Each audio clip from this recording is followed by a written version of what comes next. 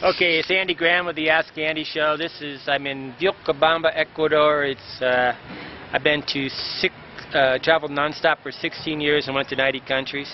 Okay, David K. asked a question. Here's a question for your Ask Andy Show. What is the best culture to meet beautiful women?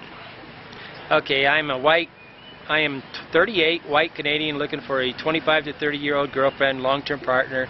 Just to clarify, my idea of beautiful is someone who is, okay, this is pretty good. He's not just talking about physical beauty. This is actually very rare on the foreigners that go abroad. They're really just looking for a beautiful girl that kind of follows them. So I call them girls in tow. They bring these little Filipino girls and they tow them around and then they go talk with the boys. But he's talking about physically attractive, emotionally stable, has self-respect, enjoy life. They must be able to be possibility of perpetual travel. Possibility of perpetual travel means they have to have a passport from either Europe or America, or maybe Australia. Possibility of China, because to run the passport, I was going to marry Ba in Africa, and she had a Ivory Coast, Cote d'Ivoire passport. I knew that it was going to be just a really task to get her to be able to travel. So if you really need that, that really limits it down to just a small number of countries. This might be the biggest problem, is most girls I've met have the idea of travel is not necessarily open to the idea of living seasonally in different countries 2 or 3 ways.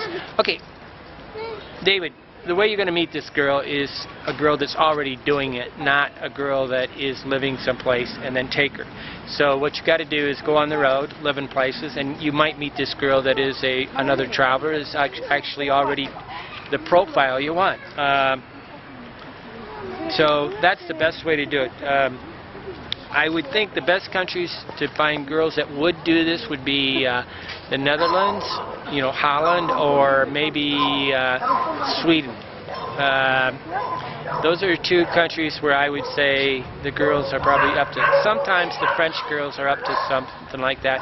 Most of the time the American girls are just a total wash. Because, see, in America, we're programmed that we have to go to college, we have to succeed, we have to buy a house, and they're just on a track, and they're so tracked. While in Europe they're sort of losing the whole, half of Europe don't even want to get married because they say, why would I get married? I'm going to get divorced.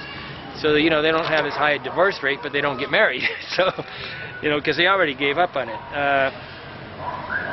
He's got a bunch of other stuff here. I'll try to read this, and maybe I've got a second time do it. But you'll meet this girl on the road. You won't meet her in the thing, because we're nesters. People are nesters, and we're almost genetically hardwired to make a nest. I even call it the traveler's nest. Every place I go, I make a little traveler's nest. But if you stay longer and you get good at spotting the happy face, I mean, to get this, to answer your question though, if you want a physically attractive, you just look at them. They're gonna, most of the foreigners stick out like a, sore thumb, right? Emotionally stable. That's a tough one, because emotionally stable, that's going to be up to you. But anybody that sort of dresses sort of normally, doesn't change with every single trend, is a little more emotionally stable than somebody that, like, you got foreigners here dressing up like India people but living in Ecuador. I mean, they're pretty thing, has self-respect and enjoys life. Okay, there's the big one right there, David. Enjoys life. Have they got a smile on your face? If you walk down the street, and it's going to take a lot of work, but if you can get up the gumption, get up the energy, and just say hi to everybody, that'll instantly open the door and tell you if that person's enjoying life. If they haven't got a quick smile on their face and they're not able to say hi back, hey, just give it a pass. And many of the foreigners outside the thing are so afraid of the world that they won't even hardly comment back like something. They'll actually go talk to a local, but they won't talk to me. It's really strange. But, okay, David, excellent question, and ask it again in a different way, and I'll try to answer it again in a different way. But the best way to meet these people is by actually being a perpetual traveler and staying all over the place. And there's really no shortage of girls for a perpetual traveler, because we have that passport from America, and everybody wants it. The trouble is, they want to go do it. But the foreigners, I have met some girls that, what is a perpetual traveler?